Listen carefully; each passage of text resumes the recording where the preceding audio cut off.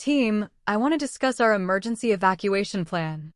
It's crucial that everyone is familiar with the procedures in case of a fire, natural disaster, or other emergency. I remember going through the evacuation drills last year, Mihira. That's great. It's important to review these procedures regularly to ensure everyone is prepared. In case of an emergency, we'll follow a designated evacuation route and assemble at the designated assembly point. What should we do if we encounter someone who needs assistance during the evacuation? If you encounter a patient or colleague who requires assistance, please inform the evacuation team leader immediately. They will coordinate the necessary support. Are there any specific items we should grab before evacuating the department, Mihira? It's important to prioritize patient safety and evacuate promptly. However, if time permits, you can grab essential items such as your personal belongings and any necessary medical equipment.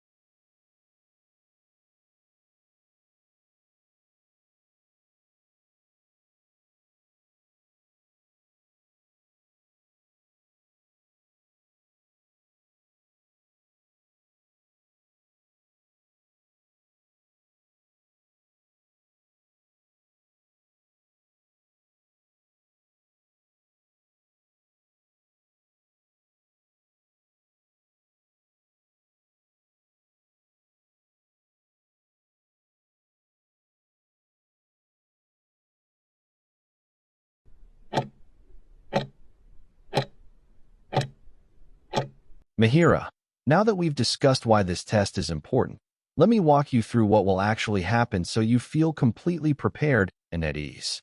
The procedure itself is very straightforward and designed with your safety as our absolute priority every step of the way. You will be asked to walk on a treadmill, much like using a gentle walking track that gradually becomes a little more challenging.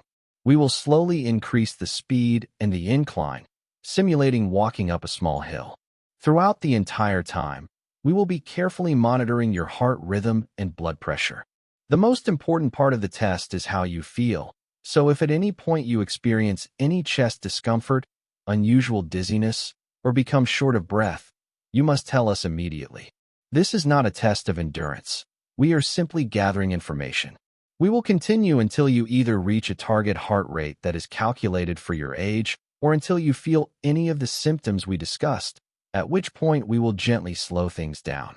Once we have the information we need, we will move to a very important cool-down period where you will continue walking at a slow, comfortable pace to allow your body to adjust safely. We will not rush this. After you stop, we will continue monitoring your vital signs closely, giving you time to rest comfortably in a chair until your heart rate and blood pressure return completely to their normal resting levels. You will be under our supervision the entire time, and there is no rush to leave until you feel fully recovered and back to your usual self.